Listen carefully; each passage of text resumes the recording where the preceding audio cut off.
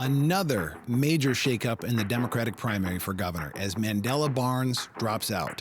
How does this change the race, and what are the remaining candidates saying as they make their closing pitches to voters? This is Inside Wisconsin Politics.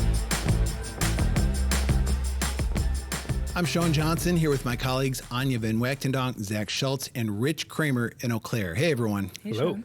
So just when it seemed like this Democratic primary for governor couldn't get any wilder, let's see. Let's go through the candidates here. David Crowley drops out. Sarah Rodriguez drops out. David Crowley drops back in. We now have Mandela Barnes dropping out of the race. Some pretty big names there. Anya, what happened? I mean, I will give a little behind-the-scenes intrigue for our viewers. We taped a whole different show right before this, talking about the debate, and we will get into that later. And we got the news in our earpieces that Mandela Barnes had dropped out. So he released a video on social media, and interestingly, doesn't endorse another candidate. Looked pretty dejected, and essentially said, we all can tell the writing is on the wall of who the nominee is going to be. I assume he is alluding to Francesca Hong, who is just carrying all these polls. And he said, the number one thing to do is to beat Tom Tiffany. So it was not a ringing endorsement. It did not seem like an impassioned sort of choice to step down. But certainly some breaking news. We're less than 2 weeks out from primary day. Yeah, we got to tell you, we're recording this on a Thursday afternoon. So by the time you watch it or hear it, you may know more about this story than we do right at this moment. We can tell you right now from the Journal Sentinel, the decisions by the Barnes camp, they said, came amid reporting into allegations that Barnes was taking advantage of his role in the party to have sexual encounters with young adult women. We also read from Politico. The announcement comes as Democratic officials in the state brace for damaging media reports. So, Zach, there are different circumstances under which a candidate can drop out. It can be received in different ways. How would you characterize this one? Well, this is different from past episodes, including the flip side of this when Mandela Barnes took advantage of this in 2022 in his Senate run when the other opponents in that primary dropped out. And they dropped out gracefully, saying the only way at that time for them to win the nomination would be to go negative and hurt the party, and they decided not to do that. And they were rewarded for that as being team players down the road. Sarah Godlewski was appointed treasurer. We've seen examples of this almost 2 decades ago. Scott Walker was going to run for governor in 2006. Party officials said, hey, why don't you clear the field for Mark Green? He did, and then he was the nominee in 2010 when party officials remembered. He was graceful about that. So on one hand, it could be seen as Mandela Barnes seeing the writing on the wall. He wasn't going to win, but he has a future in Democratic politics in Wisconsin. That would be the normal way to look at this, as saying, well, there's lots of future races he could run for.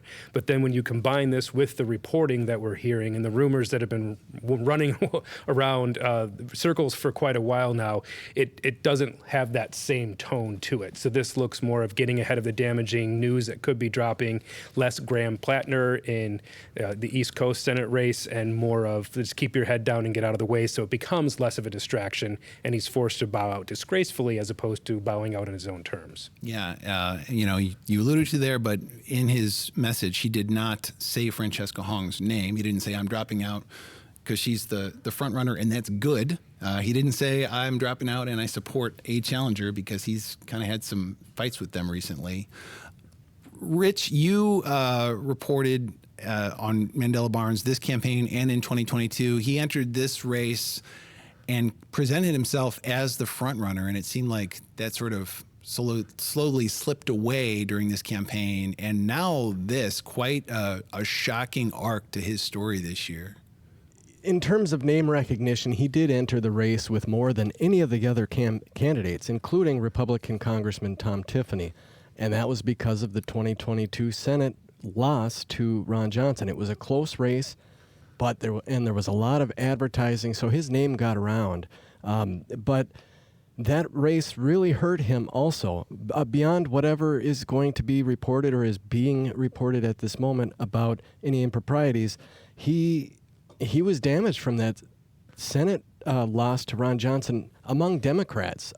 Even before he jumped into the race for governor, there was an op-ed that had former Lieutenant Governor Barbara Lawton, a Democrat that is very involved in the party, said that he shouldn't get in the race, that he's proven that he can't win statewide, etc. So there was that.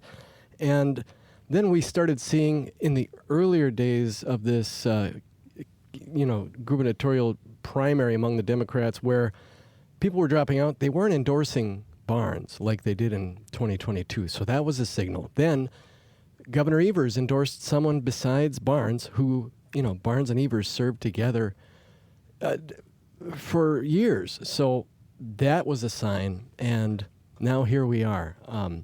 It's really been just a really interesting ride for Barnes.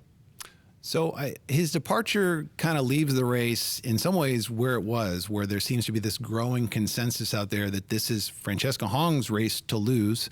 She is a Democratic Socialist, which has sort of defined this campaign. She was asked about her views at this week's debate. Let's give a listen to what she had to say. What democratic socialism is a form of government that puts working class people first, that puts work first. The policies that we have been working on, permanent affordability, has broad bipartisan support in every corner of the state. Anya, you've covered her campaign. You profiled her for Wisconsin Public Radio.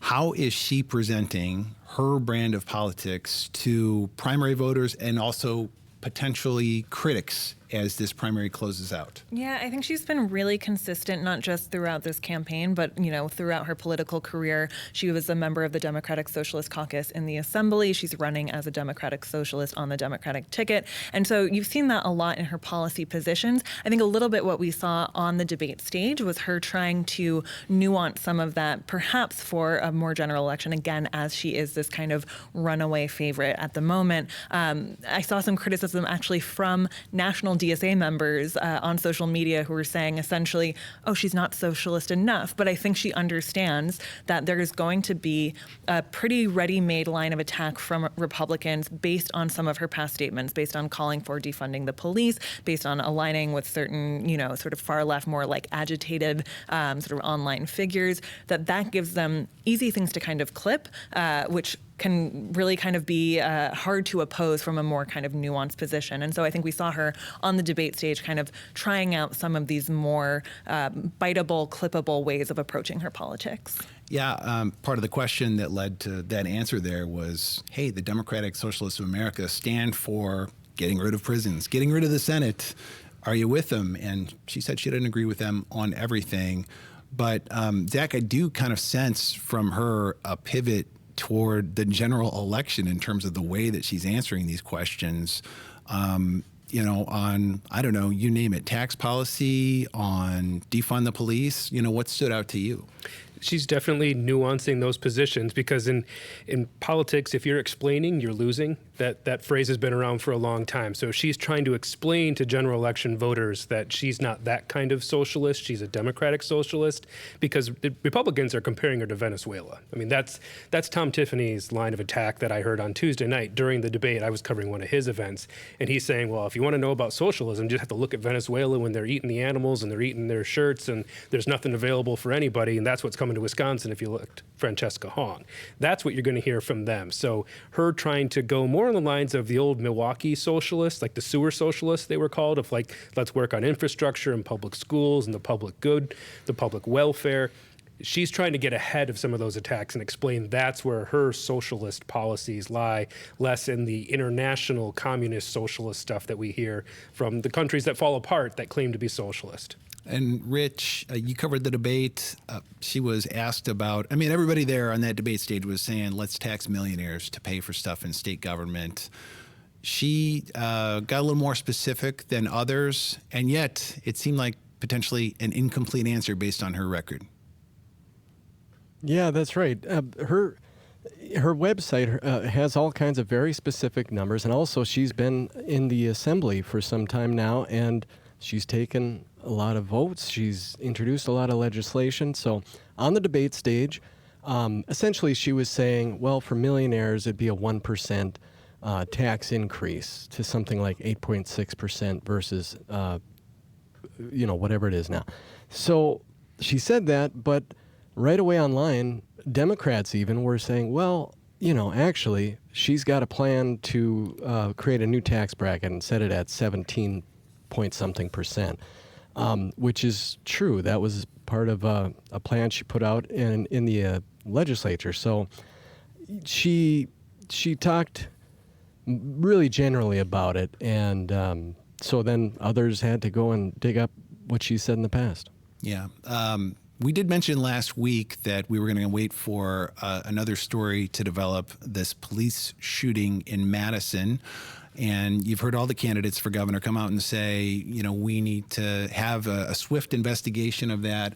Zach, I think it's fair to say that Francesca Hong's response to the shooting was certainly the most attention-getting. She went out to the site of the shooting with the bullhorn and called it an execution. What is she saying now? And, you know, why'd she use that word in her words? Well, she was asked during the debate, would you make the same statement as governor? And her answer was no, because the governor has a bigger megaphone, and essentially alluding it wouldn't be appropriate for the governor to make that statement. What's interesting is you're supposed to campaign how you would govern, and she did make that statement as a candidate, only a few weeks away from a primary. And the video of her doing it, the crowd is clearly trying to goad her into using the word murder. And she, at that moment, takes a pause and then says execution. So she was even calibrating what she was saying in that moment. This wasn't as much of an off-the-cuff statement as you might think. When you cover her in speeches, she is very measured in her thought and her speech. She pauses before she answers a question. She's thinking about, it's not just letting the words fly like we see on social media sometimes with some politicians and then worry about retracting it later. So for her to use that word was a deliberate, intentional thing. And then to say, well, I wouldn't as governor, does call into question, like, what is the line then? Why use it now in this case and not? And we know it will be used against her. Tom Tiffany's already talking about that. They're attacking the Democratic candidate simply because the street where the shooting took place is still shut down by protesters, saying that Madison needs to get control of the streets and that as governor, he would obviously have that street open by now. So they're going to use this against her as a candidate, assuming that she wins this primary. And the question is, how does she continue explaining those statements and those votes to general election voters? Let's talk about David Crowley, Milwaukee County's executive, who got back in this race as the Francesca Hong alternative. And I got to think that Mandela Barnes' departure from this race potentially changes the calculus for him. You know, Rich, what were we hearing from, you know, David Crowley as it relates to Francesca Hong up to this point in the race? And, you know, has it been catching on? Is there a sign that this theory that Crowley supporters had is actually working? Well, yeah, the claim that we've heard from David Crowley and some of the other Democratic candidates is that the Republican Governors Association is essentially trying to get Hong elected during the primary so that it would be easier for Tom Tiffany to defeat her. So that was the line going into it. I will say one thing about those ads that you mentioned, the Republican ads. I think they are kind of they're serving two goals right now for Republicans. They're kind of getting bang for their buck in a couple ways. I do think there's a pretty strong case to be made that they were there to kind of prop up Francesca Hong.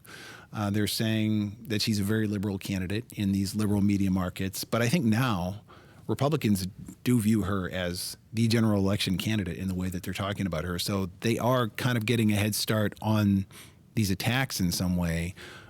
Anya, David Crowley and Mandela Barnes were kind of going at it as their candidacies progressed in this race, as Mandela Barnes kind of felt like David Crowley had blocked his path. Now that Mandela Barnes is out of the way, is there a boost coming for Crowley? Yeah, I mean, you know, it is possible that among other concerns, Mandela Barnes felt snubbed by the fact that Governor Tony Evers backed Crowley and not him. He was his lieutenant governor. And so we saw barbs, I mean, like almost schoolyard barbs on social media, primarily coming from Barnes towards Crowley, but then Crowley would sort of respond in kind. So really like a really kind of, it felt like bad blood between them. One of the arguments that the Barnes camp has been making as other candidates have dropped out is we will absorb those votes. And so now part of the question is, where will these remaining sort of Barnes votes go? Will they go further left towards Hong? Will they go further towards the center, towards Crowley? And of course, course, I haven't checked the numbers recently, but as of last week, 100,000 absentee ballots had already been turned in. I imagine that number is much higher now. So there's also the question of of the remaining voters who haven't cast their ballots, some of them are undecided, but those who were leaning towards Barnes, now where are they going to go, especially if, these allegations start to come out and it becomes an even more chaotic news cycle that distracts from the actual sort of meat of the campaign. Rich, real quick on that on those ballots, there was a lawsuit filed to try to get them counted. Judge ruled on that this week. What does that mean for those absentee ballots? Well, yeah, the judge dismissed or denied to issue an injunction, essentially blocking the Wisconsin Elections Commission guidance, saying that you cannot, if you have sent in your absentee ballot, you cannot ask for it to be spoiled and get a new one. So essentially what that means is that people who have already cast ballots for, Lieutenant Governor Sarah Rodriguez, Mandela Barnes, Missy Hughes, they're essentially out of luck at this point. So unless that changes, unless this is rushed through an appeal process up to the Supreme Court and the Supreme Court makes a ruling before August 11th, it kind of seems like those votes will be counted, but they won't go anywhere. Zach, we had a couple polls out this week. They both showed Francesca Hong with at least a 20-point lead. One of them showed Mandela Barnes. Marquette showed Mandela Barnes in second. David Crowley down at about 7%. But in the Marquette poll, we're looking at a third of voters still undecided. Now Mandela Barnes is out of the race. You got all those undecided voters. David Crowley's still there. Could this race shake up and change in the closing days? Well, every time we say no, we're proven wrong. It does get shaken up by larger events than what we probably could have predicted on this show. But the question is there enough room for anyone to gain enough ground to catch the lead that Francesca Hong looks like she has? Just talking about those absentee ballots that have been cast, they're not getting counted back. The question will be, once this race is all over, will the margin of votes that Mandela Barnes and Rodriguez received add up to the amount that the second place person took, or will they have made a difference in some spoiling manner? That'll be interesting math to see, but by then we'll have a winner. Yeah, we're either going to have a massive comeback here by one of these candidates coming back to, I guess, edge out Francesca Hong at the end, or else we're going to have the most interesting governor's race in the country this November between a Democratic socialist and somebody that Democrats will paint as an election denier in Tom Tiffany. So get ready for a lot of money and ads to come to your state of Wisconsin, which we are very used to. That's all the time we have for today. Thanks for joining us. This has been Inside Wisconsin Politics. Be sure to follow us on pbswisconsin.org, WPR.org, YouTube, or wherever you get your podcasts.